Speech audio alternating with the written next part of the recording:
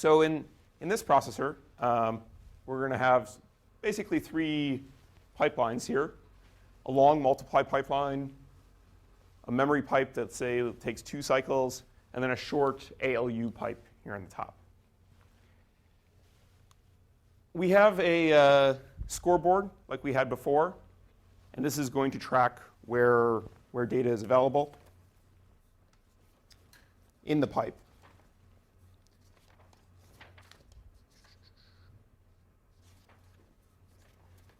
Where data is available in the pipe.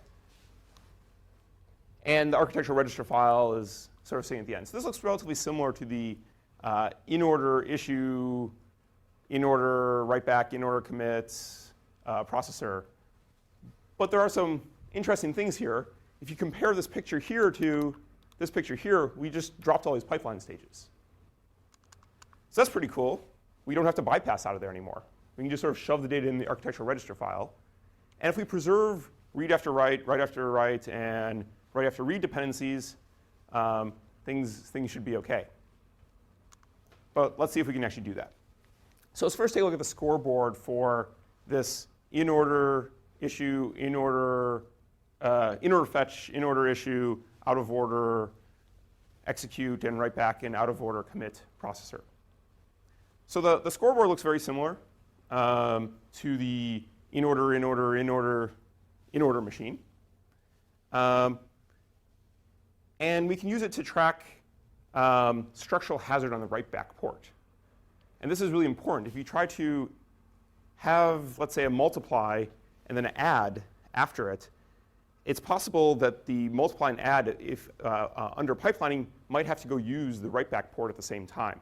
So you get a structural hazard. And we're going to show a pipeline diagram of that happening in the next slide. We still don't actually need to have a more complex scoreboard. So briefly, someone asked in last lecture, in the scoreboard, do we need to track which functional units each value is going down the pipe?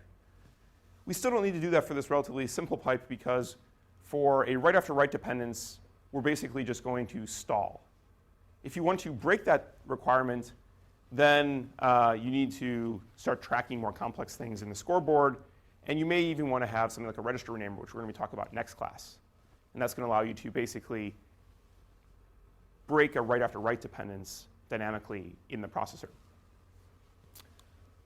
So an important point here, because these pipe stages are different lengths now, in our scoreboard, we had different places where the bits, where the entries in the scoreboard could be. But now if we go to execute an instruction which is long, we're going to put it in 1 in sort of the first entry in the scoreboard, and it's going to march down every cycle as tracking the information as it goes down the pipe. But if we're trying to, let's say, execute a add instruction, it doesn't actually have to wait 4 cycles to get into the architectural register file. So we can actually insert here a 1. And then it just marches down the balance of the pipe for a particular location. And this is what I was saying, that because we're not going to allow write after writes hazards on a particular register, you're never going to have the case where there's basically multiple inversely ordered bits in this table. If you had that, you would actually have a more advanced scoreboard, and I'll show a picture of that a little bit later in today's lecture. OK, so let's go through an example of how to use this scoreboard and how to walk through a in-order issue, in-order fetch, in-order issue, out-of-order execute, and write back, and out-of-order commit processor. So here's the same code sequence we had in the previous example case. So we're going to be using this throughout all of the class. Let's take a look at this and sort of see how this pipeline diagram happens and notice a few things. First, let's take a look at some read after write hazards and what the pipeline has to do. Mul R5, R1, R4. This reads R1. Well, R1 is created by this multiply in instruction 0.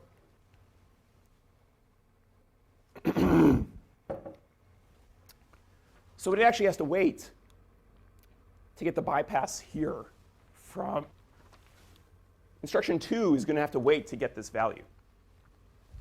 So you can see here it's basically just stalled. And what's happening here is your in order issue. You can't go try to issue subsequent instructions under that.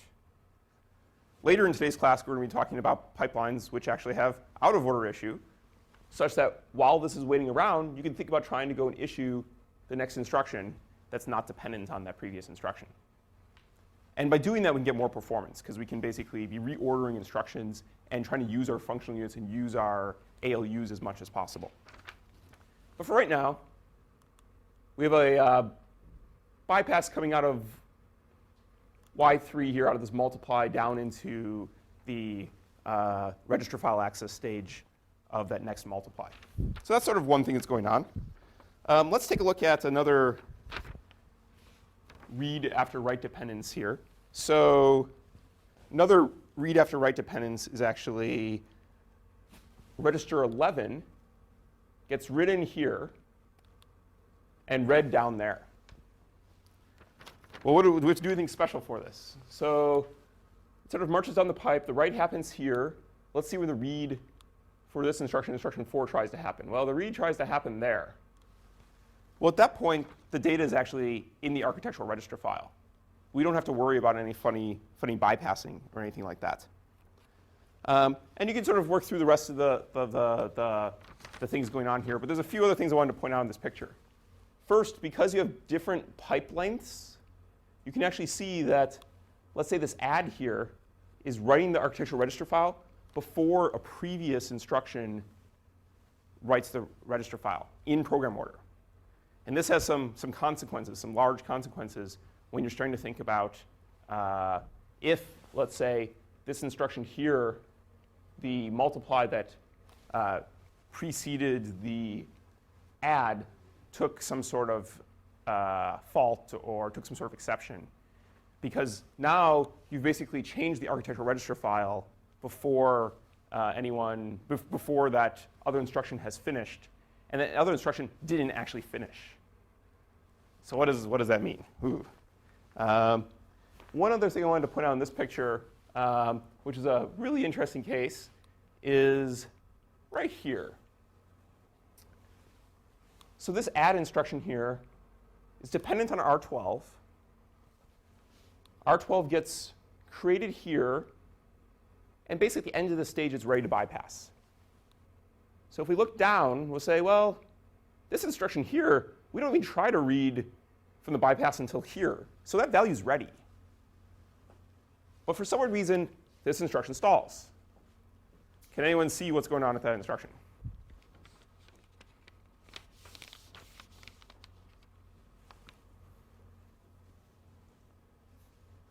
All of its inputs are ready. It's ready to go. It's a party to go to, but it doesn't issue. OK, so that is what's happening here, is that if you were to remove this I stall stage here, this would get pulled forward. And now you'd have this writing and that writing at the same time. So we actually have a structural hazard on the right port of the register file there. So you have to stall. OK, so let's take a look at how that shows up in the how that shows up in the scoreboard. So when we go to sort of look at this, so what we have here is we have cycles. There's 18 cycles across the top, or actually there's 19 cycles across the top. The first one's 0, but I don't draw that. If we look at, let's say, this cycle here, instruction 1, which is this add, is in the I stage. So it's in the issue stage of the pipe. So it's looking for its operands, basically. And what's going to happen is this add needs to check to make sure that it's not going to conflict on the right port of the previous mul. In this case, it doesn't actually happen. But when this instruction moves to here, so this is what I was saying, is that it doesn't actually put ones in the 4 location and sort of marches down. Instead, it's going to start here at the, with only 2 cycles to go before it writes the register file, because the pipe is shorter. So it has to check this location and says, well, for my register that I'm trying to write, is anything else currently scheduled to go write that location in 2 cycles? And our scoreboard can answer that question. If there was a 1 in this box, yes, we would know that there was a mul or some other instruction that had long latency, that there would be a conflict. So when this instruction were to move here, this 1 would also clocks every cycle and moves down our scoreboard. It's going to conflict at that point, and we're going to know we're going to have a write hazard on the register file. So we can sort of see those things happening in our scoreboard. And then we could also use our scoreboard to actually detect that real case. So this case here, this last instruction, this last add, we're going to see that show up over here. So let's try and find that. OK, so we have instruction 6. It wants to basically move forward in the pipe, but it checks this location here and says, OK, or in this cycle here, instruction 6 basically should be in the issue stage, and it doesn't move out of the issue stage. It's sitting in the issue stage. And it looks in this location, which is basically two cycles till the end of the pipe, and sees that there's a 1 there. The box is trying to indicate that. So it looks there and says, oh, there's a 1 there. That means I can't issue this stage, and I need to stall. And we get the stall showing up. These other boxes are here to here to represent the other adds that are happening and the other muls and things. So we actually check these other locations. Actually, this is just the other adds. These are, we're going to check for this add here, this add here. This add checks here and sees a conflict, so it has to check again the next cycle. That's why there's 4 little boxes vertically on that chart.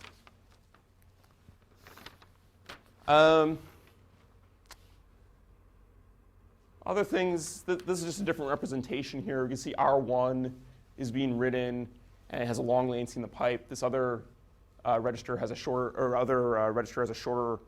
liveness time because in our scoreboard because it's an add instruction. OK, so do we have any questions about that before we move on to a more complex pipe? So this is assuming a fixed latency for every instruction. That is correct. Or at least per pipe or functional unit in the pipe. You can definitely have functional units which have variable latency. So an example of that is, well, there's sort of 2 good examples of that. One is something like a divider unit. Sometimes people build divider units so that you keep dividing until you're done. And it's sort of a way to shorten the length of a divide. So that sometimes has variable length. Another good example of this is something like a load that misses in your cache in an out-of-order processor, and you have to wait for the load to come back. Good ways to handle that, actually, in a scoreboard. Sometimes scoreboards will just have an extra sort of special bit on the side for each destination register, which says, this register is just out to lunch. You know, it's in some long variable length pipeline. I don't know what's happening on it. Don't try to bypass it. Don't try to do anything special with it. And just wait for it to come back and that bit clears. So processors I've built for these variable length instructions will typically just have an extra bit for maybe the different functional units, like one for maybe the divider and one for the load miss case or something like that, such that, you know, if that exceptional case happens, or if the load misses, or if the you go and take a divide which has a variable length, because divide can take anywhere from like 2 cycles up to like 20 cycles in some pipelines, and in everything in the middle, you'll just mark a bit saying, this register is not ready in the scoreboard. And then if someone tries to go read that register, it just knows to stall. So it's just a slower performance sort of way to deal with that. But that's a tough case to handle. But a scoreboard can help there, and it's a sort of extra information in the scoreboard. OK, so like I said, we have this out-of-order commit processor. It's doing out-of-order write-back, and it's doing out-of-order commit. Ooh, well, out-of-order write-back may be OK. We maintain our write after write dependencies, so we're not actually going to end up with incorrect state in the architectural register file because of that. But something bad can happen is what happens if we go and try to take an exception. So let's say we have our same instruction sequence that we've been looking at up to this point. And here, we're wandering around, we're going down the pipe, and this instruction here takes some sort of fault, and it's figured out at the end of the pipe at our commit stage. So the multiplier goes all the way down to the end. We end up with, I don't know, multipliers don't take a whole lot of great faults, but let's say it takes some sort of exception. What is going to happen? Well, that instruction is dead. All the other instructions are dead because it took a fault. Unfortunately, we already wrote the register file. Dun, dun, dun, dun, dun. Yeah. OK, so now we end up in our trap handler, or our exception handler, or interrupt handler. And all of a sudden, register 11 is just wrong. It has the wrong architectural value. So this is one of the reasons why people should try not to build out-of-order commit. It gets tricky to have out-of-order commits with precise exceptions. Now there are some ways to do it. So one way is limit the types of instructions. So if you have an in-order issue, out-of-order commit, out-of-order write-back, what you could think about doing is, you know that this doesn't write until this point here. So what if we resolve all of our previous, let's say, all of the previous exceptions? If we move our commit point earlier in the processor, we can actually make this work and have precise exceptions. So if our commit point, let's say, is in the either memory 1 stage or first stage of the multiplier or something like that, at that point, we haven't written any other state here that's wrong. That write back hasn't happened, so we can still kill everything down. Unfortunately, that means that you can't have an exception happening here, or anywhere else sort of like later in your pipe. So that's a problem. So you can limit the types of exceptions, push your commit point early, and still have an out-of-order commit processor with precise exceptions. But that even is tricky. So this is a great question. So why can we not have 2 commit points? Some processors do have 2 commit points. And some processors will have, it's called sliding commit point. So that you try to commit things sort of early, and then if something else, for certain types of instructions, you can move the commit point later. But typically, you want to have a commit point in one place where you say, after this point in the pipe, all of the state is past this, has been committed, and those instructions cannot be rolled back, and those instructions cannot be undone.